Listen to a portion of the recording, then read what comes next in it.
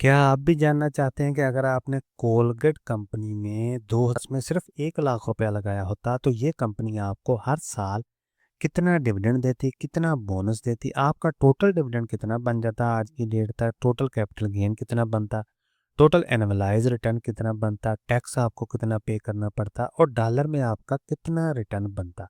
Complete information होगी इस video में। चलिए शुरू कर। जी, तो हम 2010 में लमसम इन्वेस्टमेंट करेंगे 1 लाख रुपए की और जनवरी के महीने में जो भी प्राइस होगी वो हम सिलेक्ट कर लेंगे। ठीक है जी, 351 उस वक्त प्राइस थी, हमें शेयर मिलते हैं 284।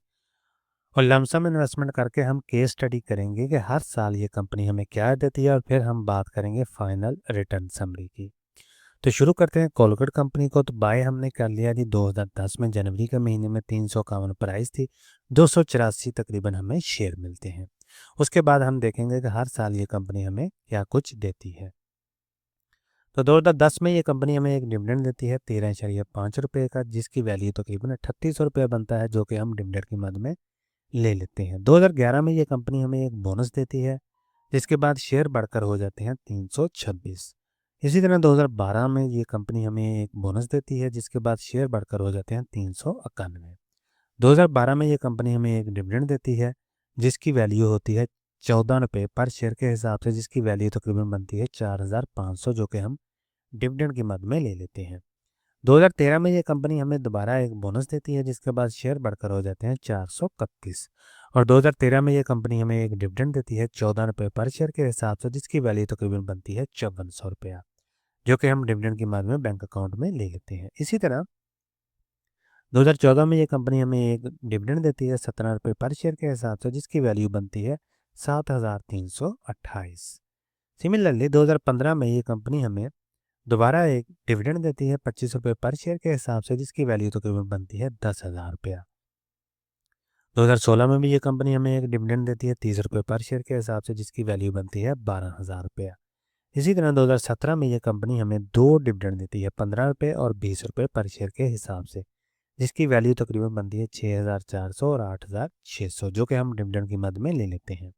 इसी तरह 2018 में ये कंपनी हमें 15 रुपये पर शेयर के हिसाब से डिविडेंड देती है, जिसकी वैल्यू बनती है तकरीबन 6400 रुपया। और 2018 में ये कंपनी हमें एक बोनस देती है, जिसके बाद शेयर बढ़कर हो जाते हैं 517। और 2018 में हमें दूसरा डिविडेंड भी मिलता है 20 रुपये पर शेयर के हिसाब से, जिसकी वैल्यू बनती है 8,622। इसी तरह 2019 में ये कंपनी हमें दो डिविडेंड देती है 16.5 रुपये पर शेयर के हिसाब से और 20 रुपये पर शेयर के हिसाब से, जिसकी वैल्यू बनती है 8,500 और 10,000 रुपया, जो कि हम डिविडेंड की मद में ले लेते हैं। इसी तरह 2020 में ये कंपनी हमें एक डिविडेंड देती है 22.5 रुपये का, जिसकी वैल्यू बनती है 11,000 रुपया और हमें एक बोनस मिलता है, जिसके बाद शेयर बढ़कर हो जाते हैं 569। ठीक है जी। इसी तरह 2020 में ये कंपनी हमें एक डिविडेंड देती है 23.5 रुपये का, जिसकी वैल्यू बनती है 12,000 रुपया, जो कि हम डिविडेंड की मद में ले लेते हैं। इसी तरह 2021 में ये कंपनी हमें एक डिविडेंड देती है 25 रुपये पर शेयर के हिसाब से, जिसकी वैल्यू बनती है 14,000 रुपया। और 2021 में ये कंपनी हमें बोनस देती है, जिसके बाद शेयर बढ़कर हो जाते हैं 654। और 2021 में ये कंपनी हमें दूसरा डिविडेंड देती है 24 रुपये पर शेयर के हिसाब से, जिसकी वैल्यू बनती है तकरीबन 13,000 रुपया। आगे हम चलते हैं 2022 में। तो 2022 में ये कंपनी हमें दोबारा एक डिविडेंड देती है 24.5 रुपये का, जिसकी वैल्यू बनती है 16,000 रुपया। और फिर हमें बोनस मिलता है 752 हमारे पास शेयर हो जाते हैं बोनस के बाद। और 2022 में ये कंपनी हमें दूसरा डिविडेंड देती है 28 रुपये का, जिसकी वैल्यू बनती है 18,000 रुपया, जो कि हम डिविडेंड की मद में ले लेते हैं।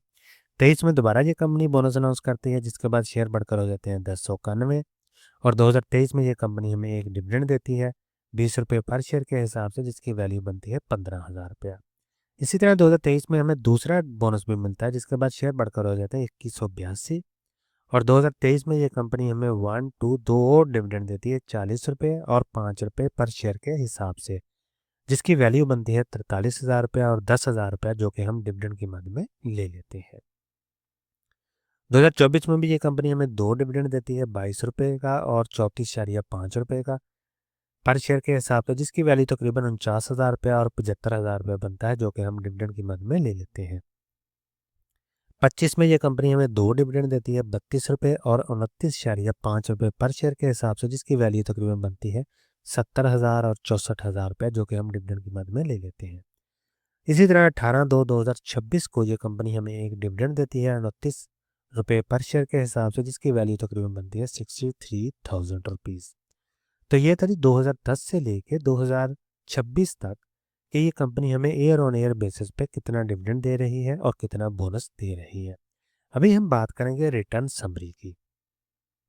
तो 2010 में हमने 1 लाख रुपया लगाया और अभी 6 मार्च 2026 को मैं ये वीडियो बना रहा हूँ, तो अभी हम देखते हैं कि रिटर्न समरी में क्या कुछ हमें मिलता है। शेयर हमारे पास हो गए टोटल 2182। तो 6 मार्च को इसकी प्राइस थी तकरीबन 1128 रुपये। तो वैल्यू इसकी बन रही है तकरीबन 24 लाख रुपया। तो हमारी कॉस्ट कितनी आई है 1 लाख रुपए की, क्योंकि हमने लमसम इन्वेस्टमेंट की है 1 लाख रुपए की। तो अभी हमारा अनरियलाइज्ड प्रॉफिट कितना आ रहा है तकरीबन 23,64,000 रुपये का। अगर हम इसको आज सेल कर देते हैं तो हमारे पास इतना प्रॉफिट आएगा। तो डिविडेंड की मद में हमने आज तक तकरीबन 5,71,000 रुपया रिसीव कर लिया है। तो टोटल गेन हमारे पास बना तकरीबन 29 लाख रुपए का। ठीक है जी, डिविडेंड प्लस अनरियलाइज्ड प्रॉफिट। तो आगे हम बात करेंगे एनुअलाइज रिटर्न की XIRR की, जो कि बनता है 26.10%। ये अहम चीज़ है, इसी की बेस पे आप सेम सेक्टर में दूसरी कंपनियों के साथ या दूसरे सेक्टर की कंपनियों के साथ या दूसरी एसेट क्लास के साथ इस शेयर को कंपेयर कर सकते हैं। यहाँ हम बात करेंगे टैक्स की। तो डिविडेंड हमने दे दिया 5,71,000 रुपये का। इस पे हमने टैक्स भी पे करना है, जो कि बनता है तकरीबन 15% के हिसाब से 85,000 रुपया। और आफ्टर टैक्स हमारे पास अमाउंट बनेगी तकरीबन 4,85,000 रुपया। तो कैपिटल गेन की मद में हमने लिया तकरीबन 23 लाख रुपया। इस पर भी हमने 15% टैक्स देना है, जो कि बनता है तकरीबन 3,54,000 रुपया। और आफ्टर टैक्स हमारे पास अमाउंट बचेगी तकरीबन 20 लाख रुपए की। तो ग्रास में हमारे पास टोटल आ गया 29 लाख का प्रॉफिट और नेट में आ गया जी 24 लाख का प्रॉफिट। और टैक्स हमने पे किया 4,40,000 रुपये का। यहाँ आप ये बात कंसिडर कर लें, यहाँ मैंने CDC की फीस, NCCPL की फीस और ब्रोकर का कमीशन यहाँ और कोई भी टैक्स हो वो ऐड नहीं किया। दूसरे नंबर पे ये जो 15% टैक्स है ये मैंने अज्यूम किया है, ये कम या ज़्यादा हो सकता है। और कैपिटल गेन का टैक्स जो है ये लॉन्ग टर्म में ज़ीरो भी हो सकता है, डिपेंड करता है कि आपने शेयर को कब बाय किया है और उस साल FBR की क्या पॉलिसी थी।